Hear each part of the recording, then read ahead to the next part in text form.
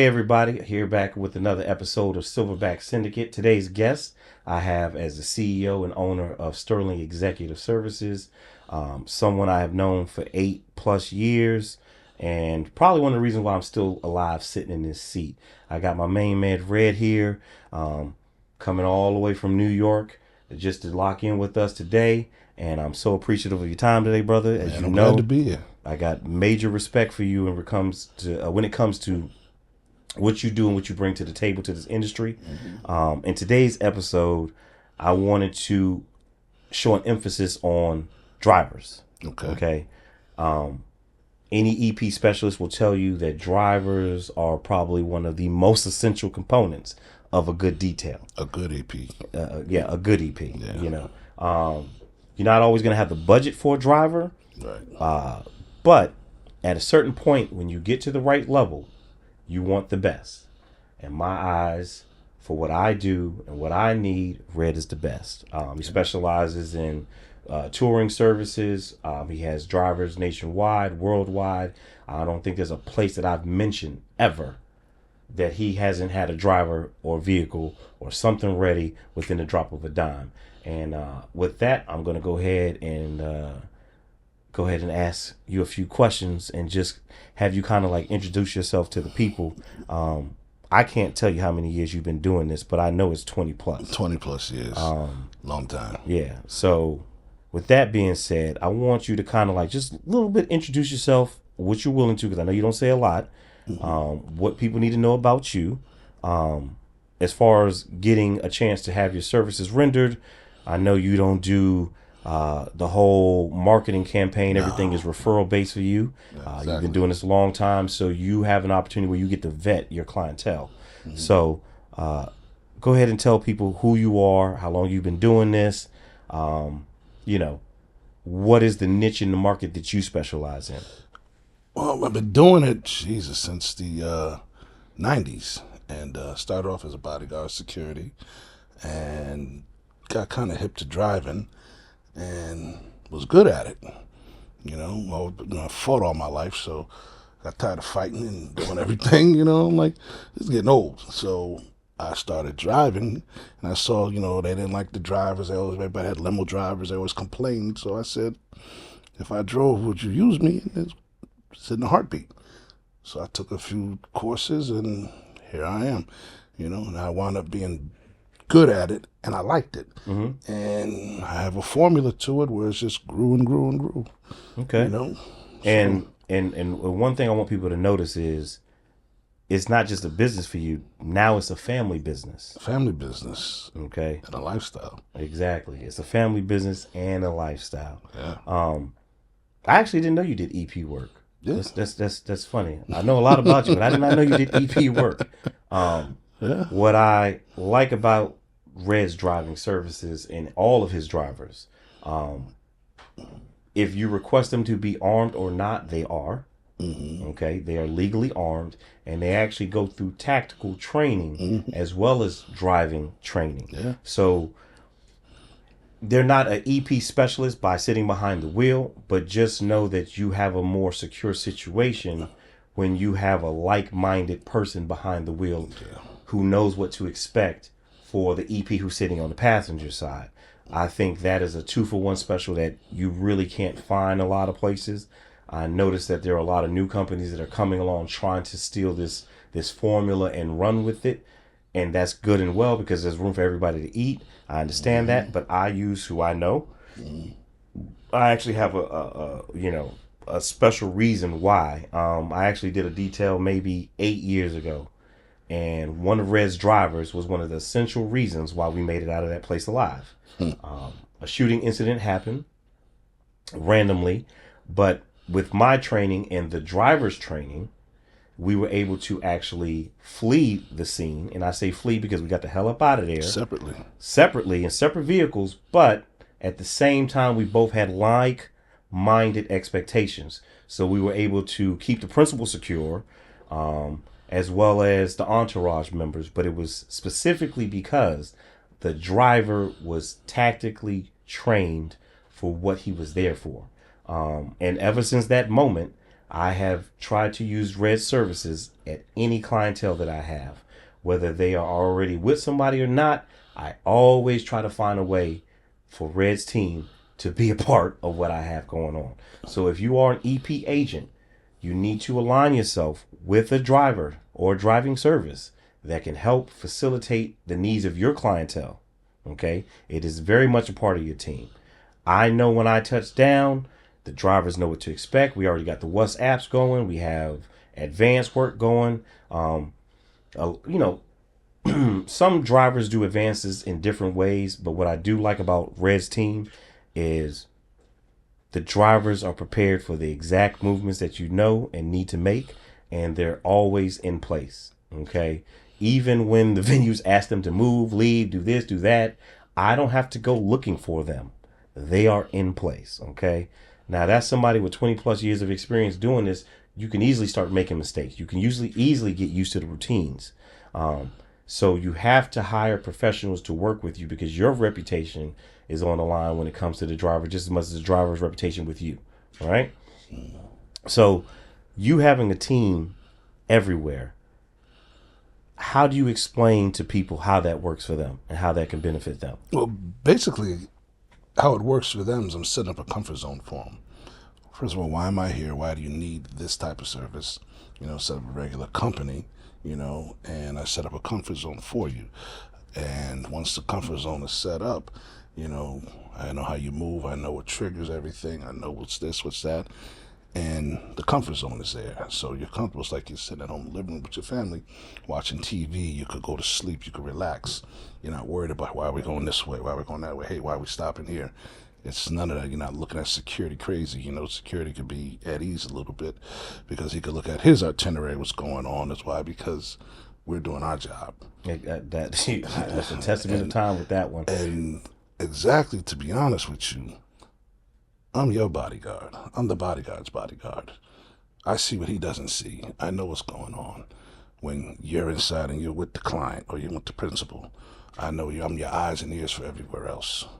And then you have some guys that try to tell me how to do my eyes and what to listen for, what to look for when I know what I'm doing, especially somebody that hasn't been doing this as long as I have.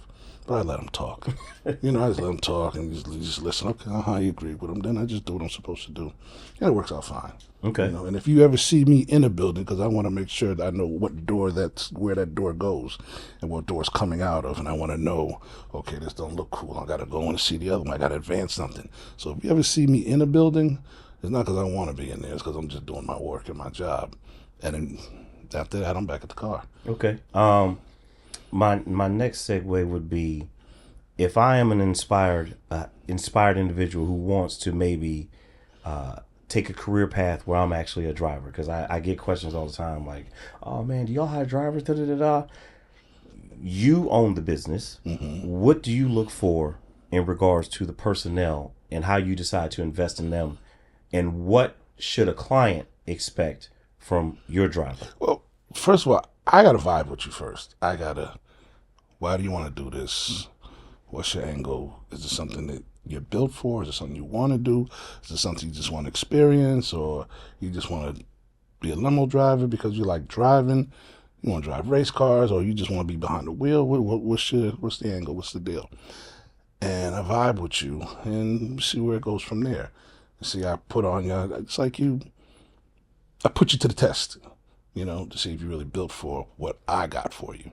If not, then I'll put you where you need to be. Okay. I do have business partners. I have two. We have our own limo company. We have our own other transportation company. I'm more of the tactical side. Okay. So, and even with the client, I may not even get along with the client. The client and I may not vibe, but it has to be balanced. So I have to find somebody that has balance with him. It doesn't even have to be me. So you may have a certain balance with him that I don't have. So that's why I got to vibe with you, see what type of person you are, because I got to make sure you can write who you're right for and who's right for you. Understood so that. It makes sense. I don't always have to be around the client all the time. I have clients I've never even met, because I didn't like the way I talk, just the energy I get on the phone or anything else or what security tells me. It's like, okay, I got the perfect guy for you. So that's what I do. Okay. Now, if I was a client, what would you let the client know to expect from your actual tactical side of drivers. And I'm not referring to the limo side or the residential to and from. I'm referring to the guys that I work with, the guys who handle the tours, who handle the artists. You just got back from what award ceremony was it? The Grammys. Grammys, yeah, you know, West Coast. I pretty much know you're gonna be anywhere everybody's gonna be. What does that client need to know as far as why they should go with one of your guys? You're gonna be safe. You have nothing to worry about. You know, we're gonna get you from point A to point B seamlessly. Okay. All right. You have nothing to worry about. Now, what's been increased in the business is I'm noticing a lot of requests for armored vehicles. Okay? Yes. Now, there's pros and cons to having an armored vehicle. Obviously, you're going to be safer in an armored vehicle, but it does cost a little bit more. A lot more. The vehicle's going to weigh a lot more. You're going to be able to put less amount of luggage in the car. It's little things like that. Now, with that demand increasing, has there been anything that you've noticed in the business in itself of why that is such a more pronounced need? It's a hype. Everybody doesn't need it. It's a hype.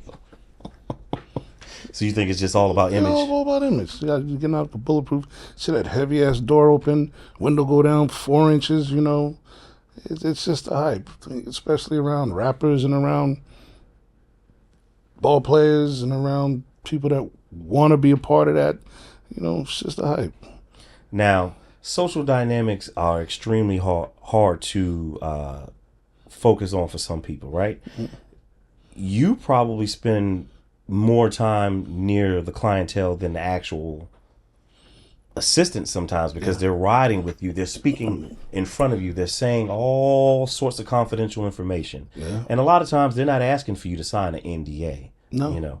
So what advice would you give to someone who doesn't really know how to be around a celebrity, but they're going to probably try to do what you do?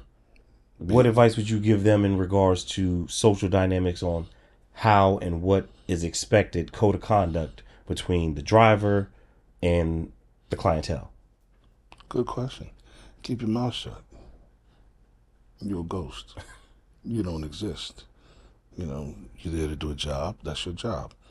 You know, he's not your friend. He asks you a question, you answer him. If you have a question, it better be a good question. If you're going to interrupt him from what he's doing, you know, you ask him a question and you leave it alone.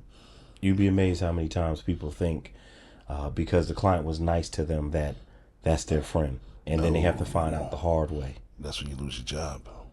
The minute I become your friend, you don't need me as a client. I need you as a client and you don't need me as a driver anymore. I didn't grow up with you. Now, we could be cool. We have a great business relationship.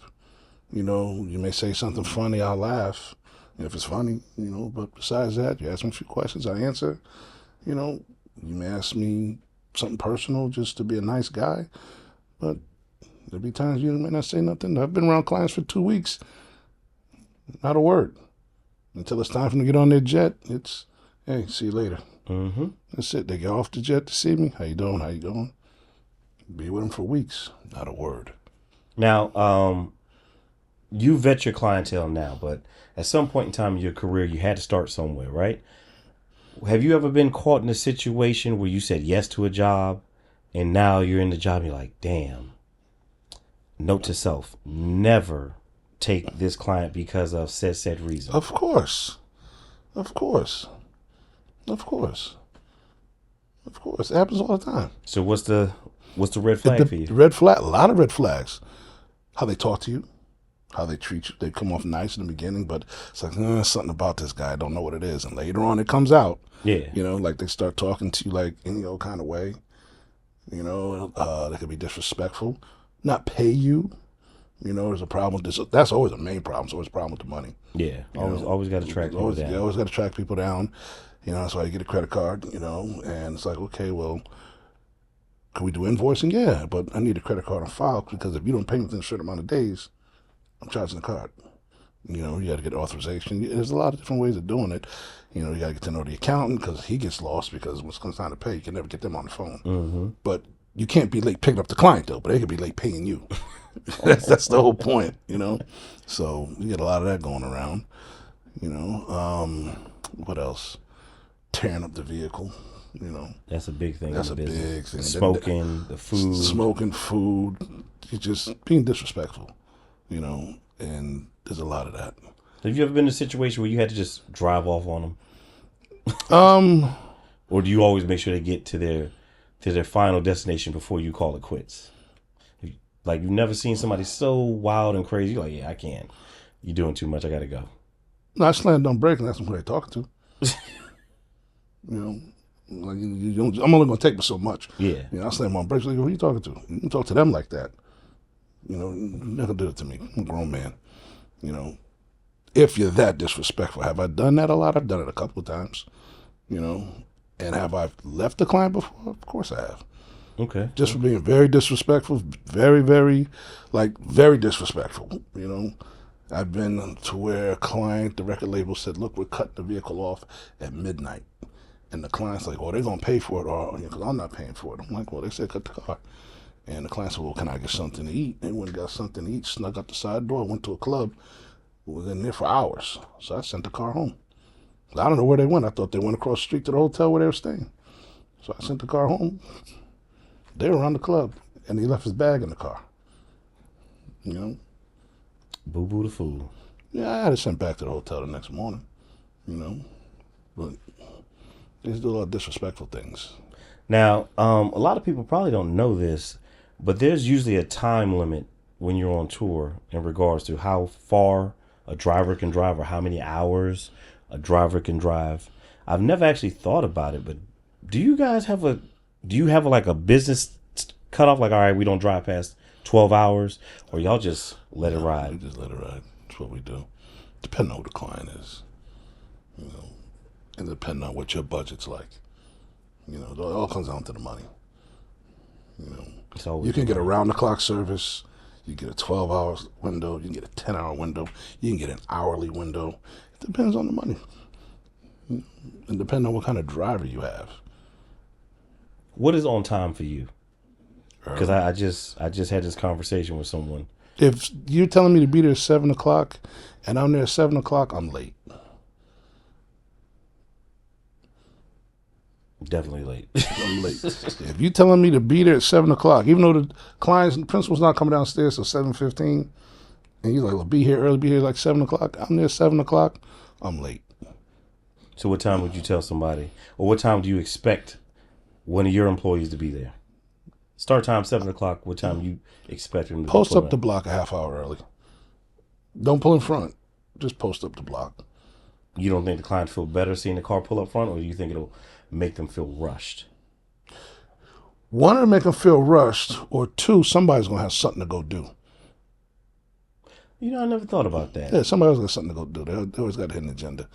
When the car get here early, I could go run to the store real quick, come back, get something to eat. Before he ain't coming out, I got a half an hour to play with.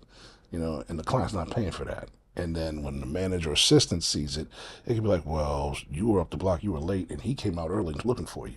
See, and it could be he want to leave early, Like, or you can call him and say, where you at? I'm up the block. All right, he's ready to go. All right, I'm out front now. So it's a lot going on, but it's trick bags set up all over the place. Yeah, trap doors everywhere. So so you learn all the tricks, and you know who it is in each camp or who needs to do what. Yeah.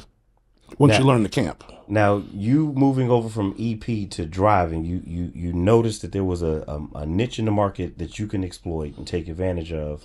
You probably got tired of moving around with the clientele themselves.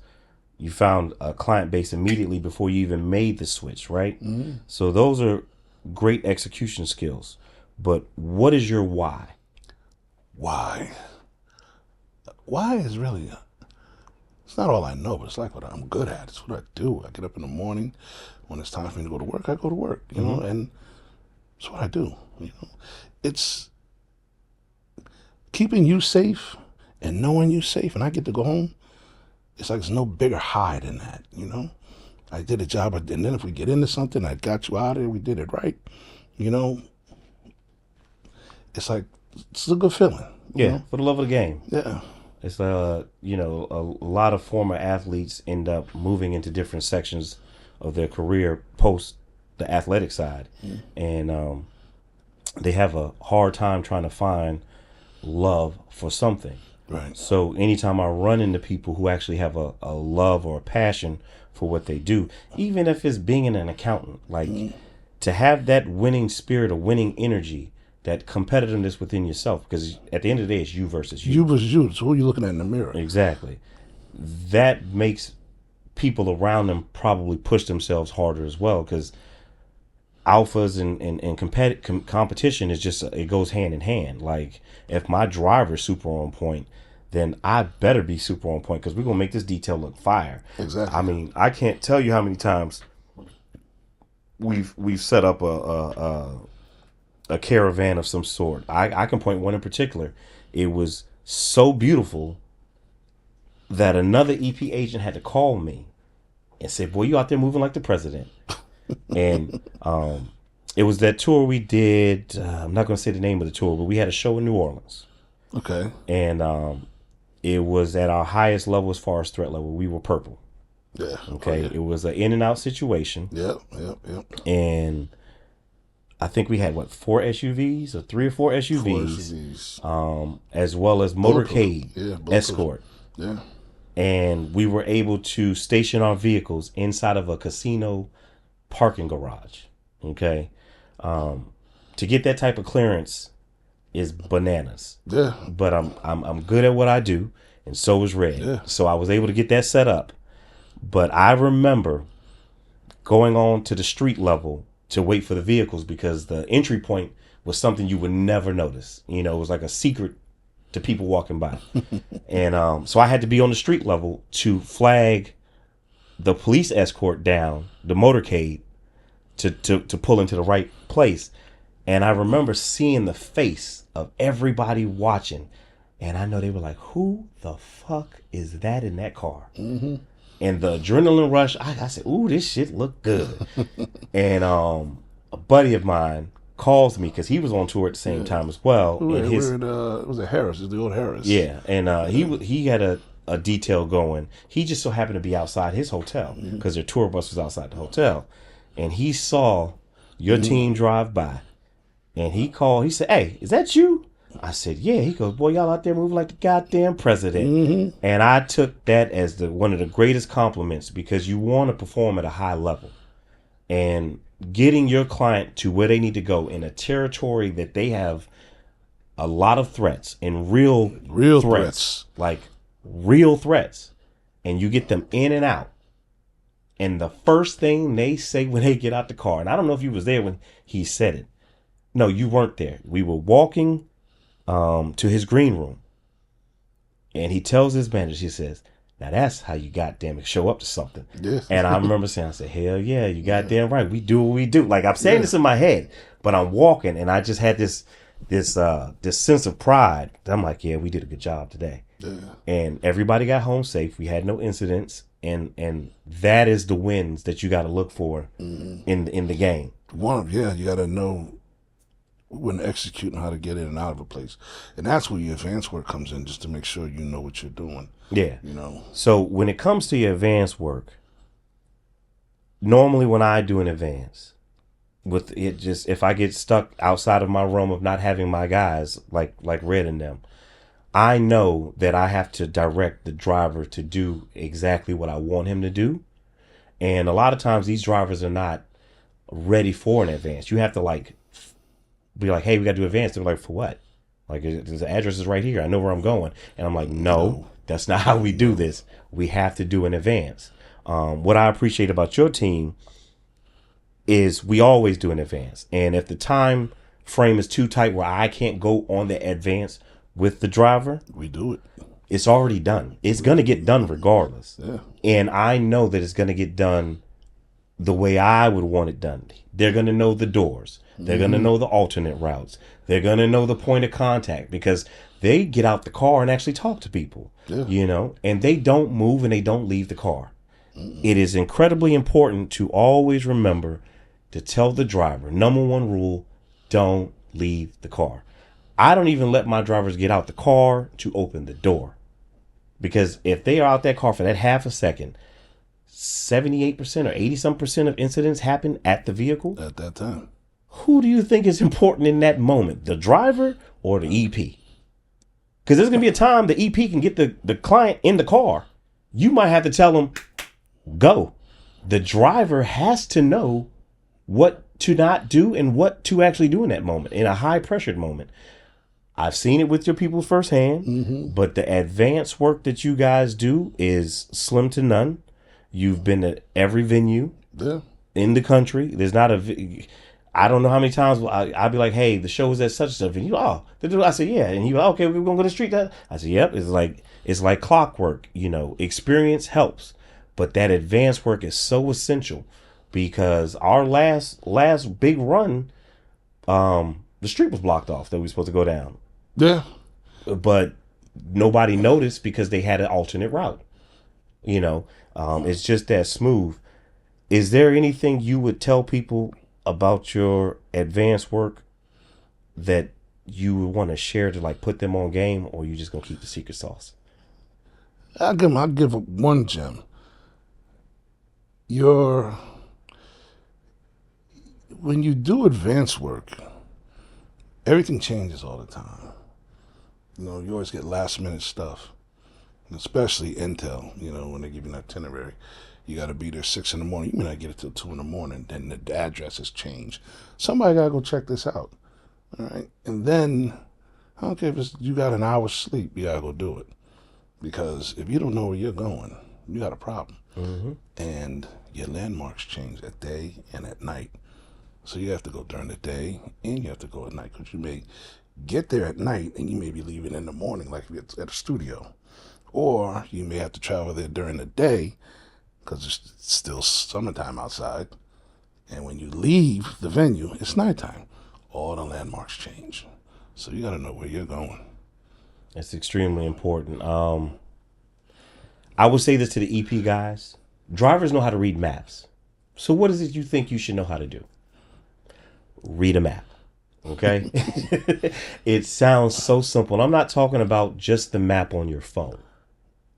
I'm referring to the map that was in the glove box that you had to pull out and you had to look at it to figure out how to get to and from. My father was military. He taught me how to read a map. Then I had to learn how to read the digital maps on the phone, just as well as I had to learn how to read the paper maps.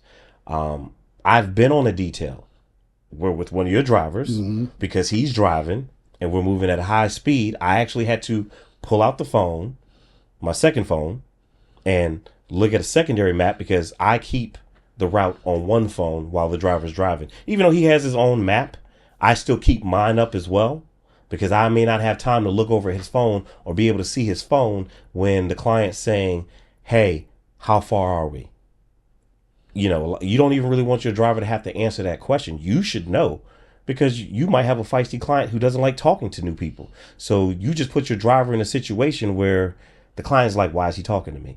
It's weird stuff like that that you run into, but you got to be prepared for that. But the purpose of the story is we had a detour that came up last minute because it was a car accident. Okay. That is not a part of the advance. I was able to pull a map out, zoom in, figure out an alternate route. And all I had to do was tell the driver. And he says, okay. I was able to guide him because we both have a baseline of training to understand each other. And he understood because it's not just the one car. We literally have a caravan of vehicles. So you can't just tell 5 cars, hey, go to the right. These guys travel with radios. They have their own intercom systems. They communicate with each other, whether it be their WhatsApp chats, their phone calls, or their radios. You really don't want them having to use the phone in front of the client in the first place. But a lot of drivers do not ride with radios. My guys ride with radios. So it's just little things like that can set your detail at a higher level, and your client can see it and they can feel it, because a lot of our skill sets aren't tangible. And if you don't know, that means you can't touch it, feel it. This has to be a feeling. You know what I'm saying? It has to be a mental and emotional connection. And them seeing that there's a bunch of traffic, but my guys just bloop, bloop, bloop, and we were still there on time. They remember stuff like that. Okay. So when you decide to ask for a higher rate on the invoice, they're not going to give you pushback because they see the value in what the driver and security personnel brings to the table versus you just having the security do the driving. You're going to get clients like that, and that's how they try to cut the budget all the time. They try to get you to do more than one job. So just keep that in mind.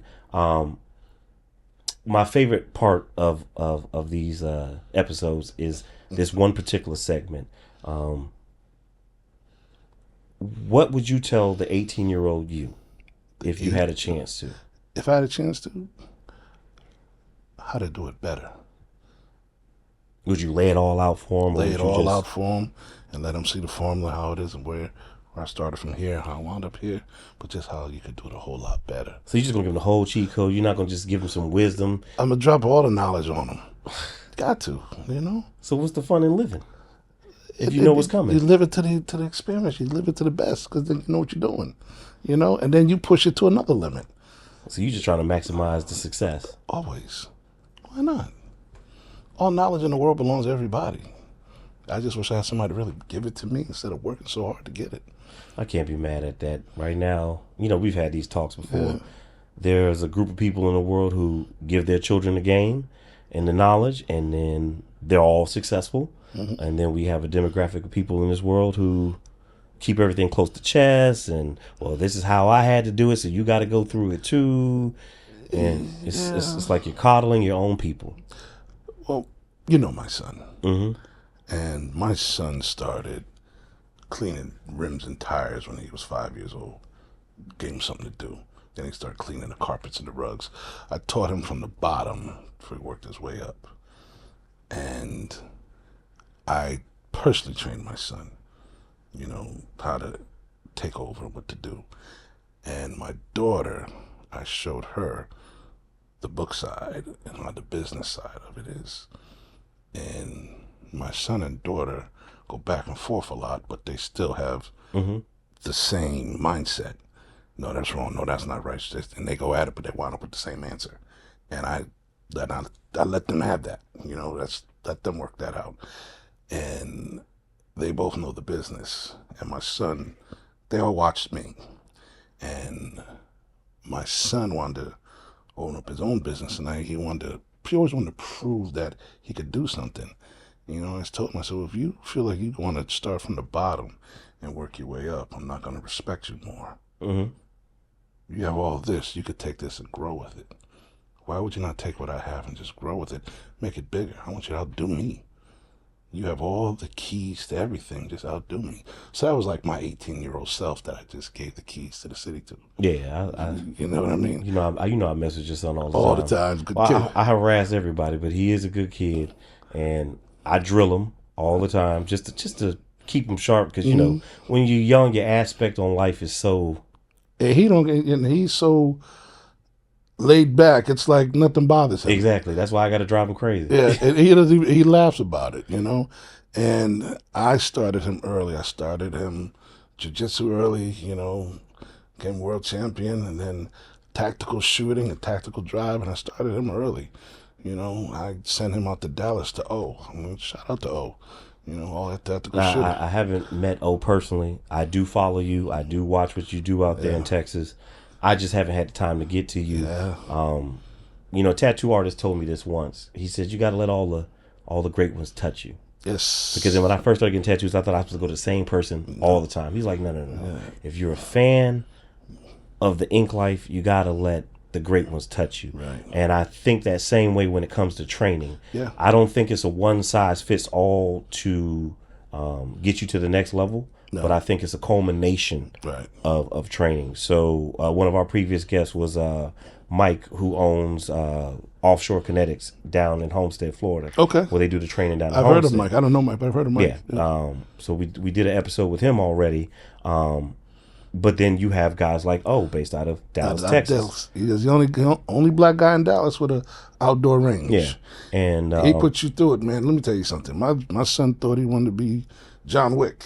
I sent him to O. I was like, send my head to Uncle O. I got him. And now got you crawling on the ground and rolling around all in the dirt, in the heat, running and sweating. and you in bed for 2 days sore because you can't get up because he works you. But see, you need that type of training. Yeah. So let's say you train in South Florida, tropical weather, all day, right? You're gonna need that. Yeah. But then one day you're out in a different environment and you get into some shit. You got to train. If you're training in multiple locations in different environments, you won't be surprised. But if you keep going to the same place, there you go. You know, they don't have rattlesnakes in the Everglades, but they got them out there in Texas. They got them out there in Albuquerque. Random places you're going to end up, you know, in those environments, you may get into some stuff. Something you might want to know about, you know. I know about pythons. Other guys don't. Right. You know, I know what to do with an alligator. Most people don't. You know, it's your product of your environment, but it is necessary for you to leave your environment, to leave your comfort factor, and go train with different people. So shout out to O in Dallas, Texas. If you guys are in the DFW area, reach out to him. He is all over online media. He has everything going. He's easily accessible, but you have to train. Yeah. And you should feel ashamed if you get into a vehicle and you run into somebody like Red, or hell, if you even run into Red's son, and he has more formal training than you, that's a problem, because he's training in a part of a craft that's not yours. Just like the same way EP agent should be going to driving school to learn how to train. You are in these vehicles all day long. You need to know how the new Escalade works. You need to know about the secret box. You need to know about the tire pressure, how the batteries can go and die, and what it will stop you from doing. Or what if your key fob's not working and you need to get in the vehicle? Do you know what it, you know, like there's different things. You just, not even just drive, just because you go to driving school, that doesn't mean you know how to drive. It's like a lot of people, they go to gun class and shoot and they still can't hit a target. Yeah. You know, you gotta be good at what you do. Find out what you're good at, and that'll take you a lot further than anything. Yeah, for sure. So it's like, I'm from up north, so we drive in the snow, we drive on the ice, we drive in, you know, black ice. We do all of that. I go to driving school up there. Then you go into Vegas to do the precision driving. Then you go and come down here to Florida and Orlando to do the rest of the tactical work. You know, so like you said, you got to have a variation of everything. The one sector that always throws me off is when I do my international travel. I don't have an international driver's license. I do. I know you do. But I don't have one because I just can't function driving on the other side of the road yet. That's not everywhere, though. Yeah, it's not everywhere, but that's what gets me. And then I'm not a car guy. Right. So when you guys go overseas, because you do go overseas. Yeah, just over there for a few weeks. Yeah, there are clients who will fly their drivers everywhere. I prefer, if you can have it, the budget, keep the same guys everywhere you go. We've done how many tours? I think the last 3-4 years we've been on the road together, touring, because I keep the same guys as much as possible. To regardless of what the client, who the client is, I gotta have my same guys because I know what I'm getting, and I know the feeling of safety. Like he said, the bodyguard's bodyguard. That is a priceless emotion to have, is to feel safe.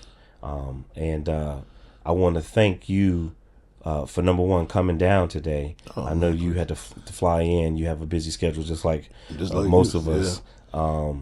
But you know, this episode was important to me because we always yell about the drivers. I talk crazy about drivers when they're not on par. Yeah. And never had that problem with us. But we never put the camera on you to say, hey, this is what you need to use. This is the resource. That's your question.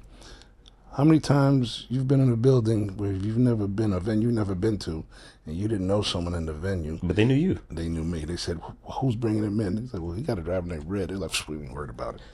That's you know, I've been to a lot of venues, but there are some random spots that you've never been, or older venues you've never been to.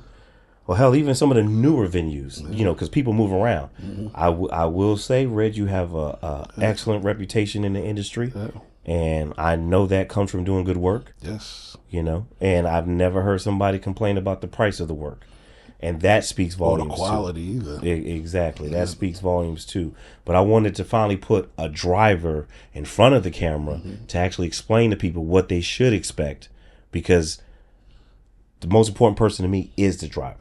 The driver's the first one they try to kill. Yeah, not only that, the driver sees everything going on outside the building while you're on the inside. Yeah. You know? So if you have a savvy driver paying attention, he can save you a whole lot of time, because not only are you able to do your job, but you're covered outside those doors. As an EP agent, them 15 feet to the car, It means a lot. it means a lot, and it can get real tricky. If you have the wrong guy behind the wheel driving through a crowd of fans, it can get real tricky. It's a lot of different variations. Hell, even just dealing with law enforcement at stops. If you don't explain yourself properly, or if you don't know how to leverage your situation, you might just get stuck. I think at Rolling Loud, New York, they tried to stop us. Yeah. But you were able to get your points that people couldn't. Yeah. To give us the opportunity to have a stage time. It's like little things like that. They Knowing actually what you're matter. doing. Just knowing how to deal with law enforcement and really how to maneuver properly. We were in Cleveland, Ohio, right? Oh yeah. And we had to get to the jet real quick. And I'll never forget that. That was just one incident. And I shot past, and it was a convoy of us. Y'all flew by the highway patrolman. And I had to have two cars fall back. And they pulled the wrong car over. Oh, but that happens all the time. And right? I was in the wrong You car. was in the wrong car. I was like, God damn. But at least I got out of there with the principal. But the craziest part of that story is, as he naturally took off, we naturally slowed down. Mm-hmm. And nobody had to get on the radio. Nobody had to make a call. It was, they spotted the principal. He's flying. We're not. But all our cars look the same. Right. So cops don't know that. And it's nighttime. So they kept going. We slowed down. I took the L, got pulled over, explained what we needed, what was going on. Cop wasn't happy about it, but because of the way we carried ourselves, he let us go on about our business. And the principal was happy. Yeah. He was very happy. He noticed it. He understood what was going on. And that was a compliment we got at the end of the detail. That means we did a good job. Yeah. So that was another win on the belt, because that was one of those days. that was a hell of a day. It was one of those days, and that was a long day. Yeah. We had no itinerary. Everything was going as planned. Yeah. So, it's little things like that. Like I can't say a million times a driver can truly save your life. I would not be sitting in this chair if it wasn't for Red and his team, because I've had one of my closest calls under his protection. And we weren't even close yet. It's just how he automatically moves. Yeah. So I want to thank you again for coming by. Oh, thanks for having me. If you want to reach Red, he's old school. Just send me a DM, write something on the chat, on the blog, and I promise you will hear back. Okay? Definitely. So another episode of Silverback Syndicate. I am your host, X. My guest, Red. Just remember, together, apes strong. All right? You guys be good.